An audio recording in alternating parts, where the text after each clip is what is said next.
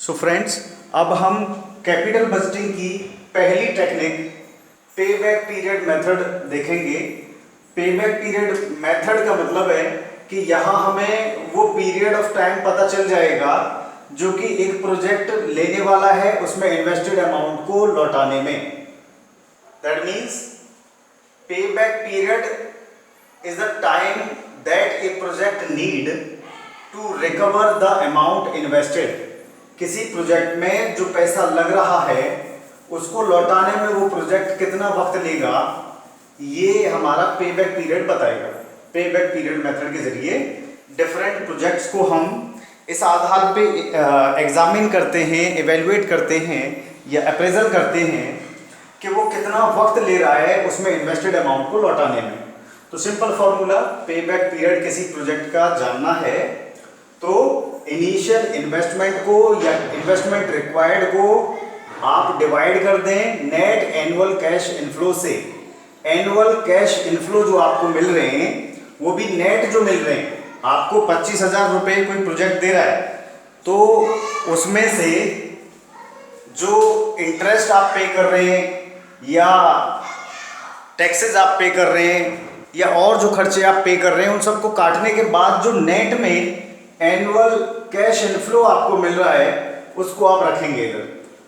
ठीक है, तो पहला क्वेश्चन आप देखें इसके मुताबिक सिंपल क्वेश्चन कि एक मशीन जो है कोई कंपनी प्लान कर रही है खरीदने का जिसकी कॉस्ट है 25,000 रुपये और लाइफ ऑफ द मशीन 10 साल मशीन चलेगी और सेल्वेज वैल्यू वो स्क्रैप वैल्यू उसकी अगर उसको 10 साल बाद बेचेंगे हम तो वो जीरो, मतलब उसका कोई वैल्यू नहीं रह जाएगा।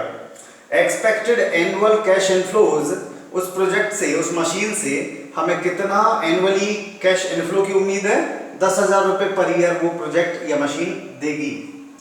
फॉर्म्स डिजायर्ड पे बैक पीरियड, कंपनी कितने साल में पे बैक चाहती है? 3 साल में, मतलब कंपनी चाहती है कि 3 साल में उसको पैसा उसका जो लगाया है इस मशीन में लग रहा है वो वापस मिल जाए। तो इसके आधार पे आपको बताना है कि क्या पे बैक पीरियड इसके हिसाब से बन रहा है और उस पे बैक पीरियड के बाद आप उसको कंपेयर करिए कि क्या वो कंपनी की जो डिजायर्ड पे बैक पीरियड है 3 साल का उससे पहले या उस टाइम पीरियड में ये अमाउंट इन्वेस्टेड को लौटा दे रहा है या नहीं।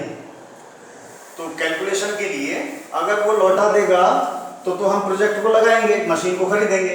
अगर कंपनी के डिजायर्ड पे बैक पीरियड में वो लौटा नहीं पा रहा है तो हम उस प्रोजेक्ट को नहीं लगाएंगे। तो इन्वेस्टमेंट कितना था रिक्वायर्ड? 25,000 रुपये का इन्वेस्टमेंट था और एनुअल कैश इनफ्लो 10,000 रुपये का था। तो सिंपल है, कुछ और यहाँ कंसिडरेशन की जरूरत नहीं है, स्क्रैप वैल्यू वगैरह है ही नहीं।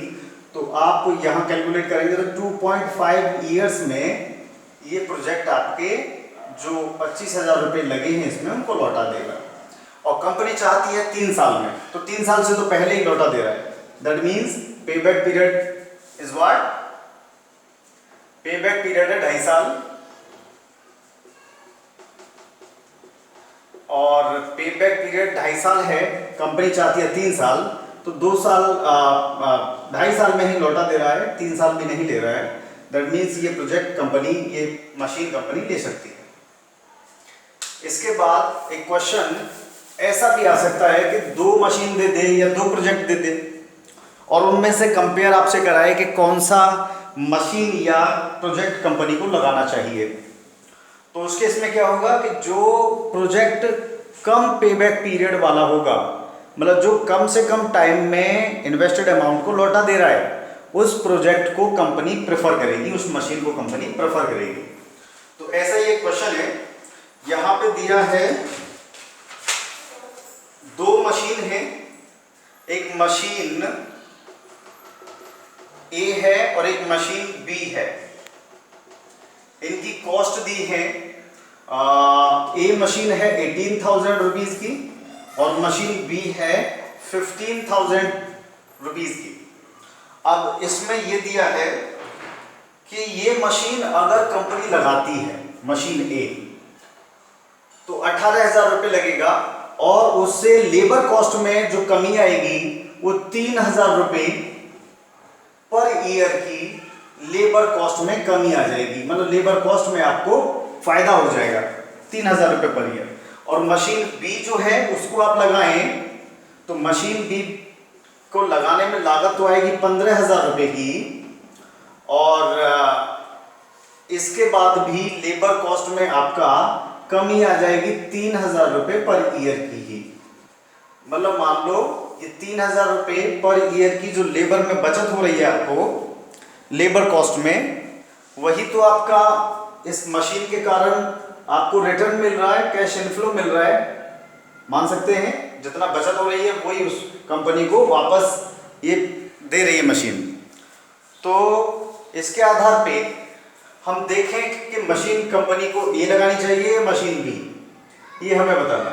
तो दोनों मशीन्स का पेबैक पीरियड हम जान लेते हैं। तो क्या फॉर्मूला है, initial investment divided by annual cash inflow. तो इनिशियल इन्वेस्टमेंट इसमें लग रहा है 18,000 रुपये और एनुअल कैश इनफ्लो आपको 3,000 रुपये का मुनाफा या फायदा हो रहा है, उसी को आप मान लेंगे इनफ्लो। तो यहाँ आपके लगेंगे, कितना साल लगेगा, 6 इयर्स ये मशीन लेगी। 18,000 जो लगा है उसको लौटाने में, पे बैक करने में 6 इयर्स का पीरियड लगेगा। यहाँ मशीन बी के केस में देखें तो 15,000 को 3,000 रुपये साल का फायदा हो रहा है, उससे डिवाइड करें तो कितना साल में रिकवर हो जाएगा अमाउंट इन्वेस्टेड इसमें, 5 इयर्स में। तो कौन सा प्रोजेक्ट हम लगाएं, सिंपल है, क्लियर है बिल्कुल। 6 साल में क्यों, हमें तो 5 साल में रिकवरी ये मशीन दे रही है, तो हमें मशीन बी लगानी चाहिए। ठीक है, तो ऐसे करके 2 प्रोजेक्ट्स में या 2 मशीन्स में आप कंपैरिजन कर सकते हैं। एक क्वेश्चन और आता है पेबैक पीरियड पे, वो इस तरीके से होता है कि अगर पेबैक जो मिल रहे हैं या इनिशियल इनफ्लोज जो कंपनी को मिल रहे हैं, वो इनिशियल इनफ्लोज अगर कांस्टेंट ना हो, जैसे 3,000 रुपये हम मान रहे थे हर साल कंपनी को फायदा होगा, या पिछले क्वेश्चन में हमने माना कि कंपनी को जो है 10,000 रुपये साल का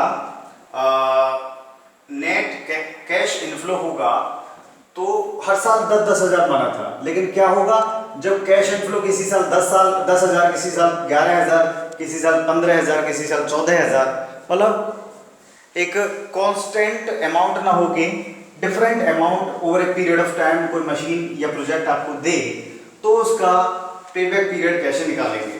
जैसे एक एग्जांपल आपको दिया है जहां अनइवन कैश इनफ्लोज आपको दिए हैं उसके साथ में, जैसे मशीन है कोई जिसमें या प्रोजेक्ट है जिसमें इन्वेस्टमेंट है आपका, इन्वेस्टमेंट रिक्वायर्ड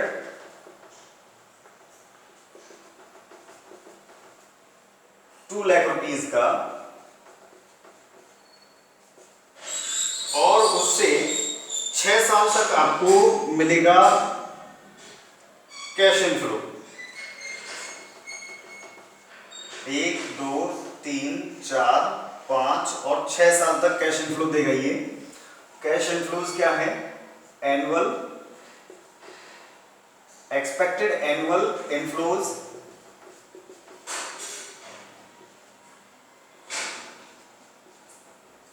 ये आपके दिए हैं। पहले साल में 70,000 रुपये देगा ये प्रोजेक्ट, दूसरे साल में 60,000 देगा, तीसरे साल में 55,000 देगा, और चौथे साल में 40,000 आपको देगा, पांचवें साल में 30,000 देगा, और छठवें साल में 25,000 रुपीज ये आपको कैश इनफ्लो देगा। इनिशियल इन्वेस्टमेंट कितना लग रहा है, 2 लाख रुपए उसमें लगेगा, पहला चीज, और ये एनुअल कैश इनफ्लोज दिए हैं। तो यहाँ आपका जो फॉर्मूला है थोड़ा सा उसमें चेंज कर देंगे। फॉर्मूला आपका हो जाएगा अब pay back period is equal to आपका amount years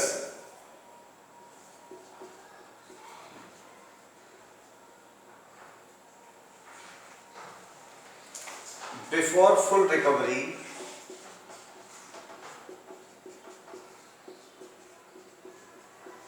plus unrecovered cost of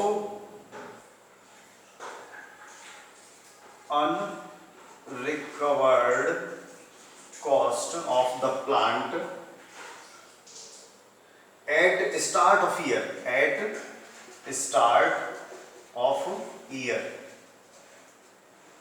upon cash flow during the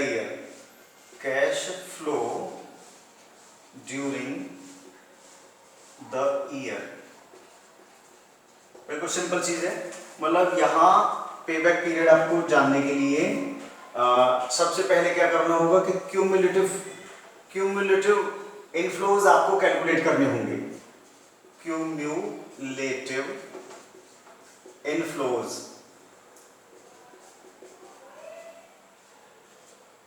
inflows का मतलब ये इनफ्लो आप जो करते हुए रख देंगे और जो 70,000 यहाँ होगा उसमें अगला क्यूमुलेटिव इनफ्लो जानने के लिए ये अमाउंट उसमें जोड़ देंगे। तो 7 6 13 1,30,000 हो जाएगा क्यूमुलेटिव इनफ्लो और फिर 55,000 जोड़ देंगे, फिर 40,000 जोड़ देंगे।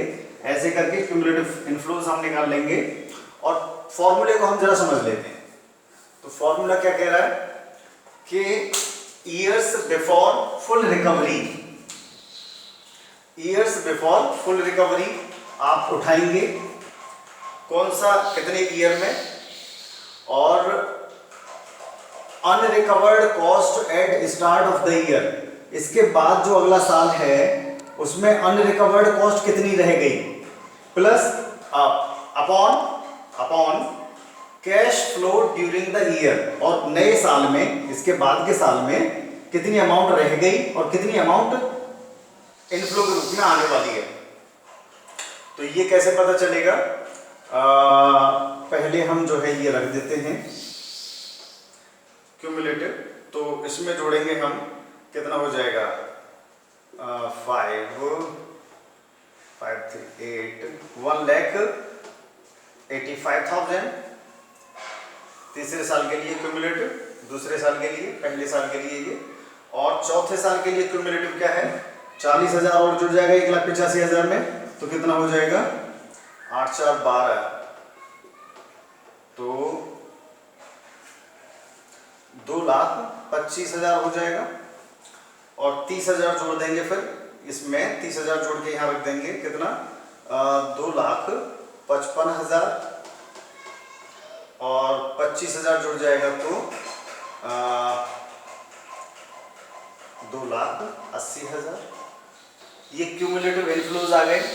अब इसमें फॉर्मूले के मुताबिक हमें क्या देखना है कि ईयर्स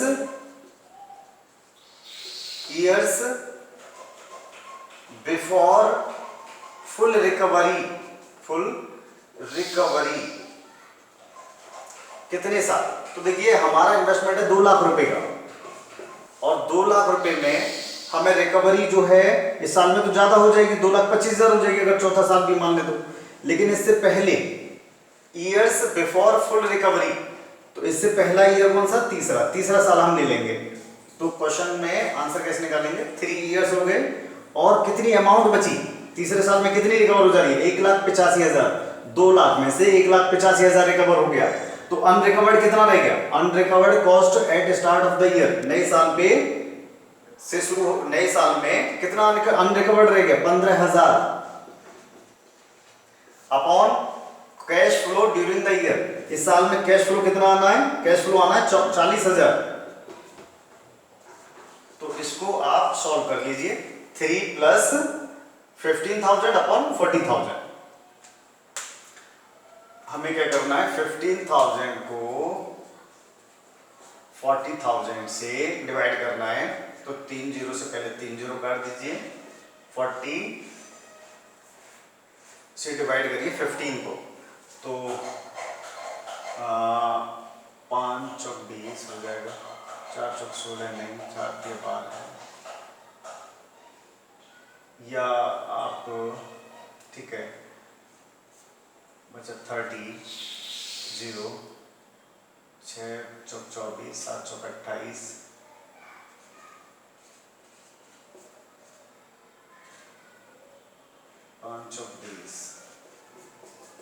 मतलब 0.375, 3 प्लस 0.375, दैट मीन्स 3.375 ईयर्स लगेंगे।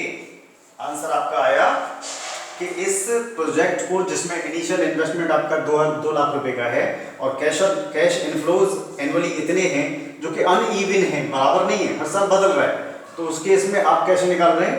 ईयर्स बिफोर फुल रिकवरी, तो फुल रिकवरी इस साल में हो रही है, इससे पहला साल 3 साल, plus unrecovered cost at the start of the new year.